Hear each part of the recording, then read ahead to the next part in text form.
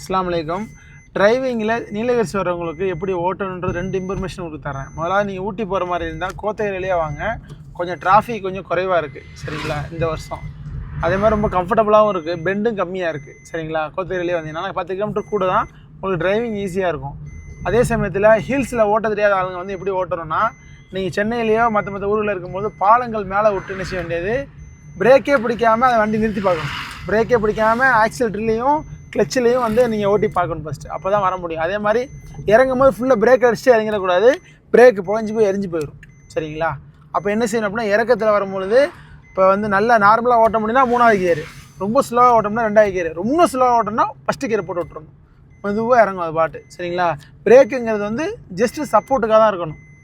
சும்மா யூஸ் பண்ணிங்க அப்படின்னா ஏன்னா ரொம்ப சூடாக என்ன ஆயிரும், எரிஞ்சு போயிடும். இந்த தகவலை வந்து அதிகமாக ஷேர் பண்ணி விடுங்க. ஊட்டி உண்மையிலுமே கிளைமேட்டு எக்ஸலண்ட்டாக இருக்குது, ரொம்ப சூப்பராக இருக்குது.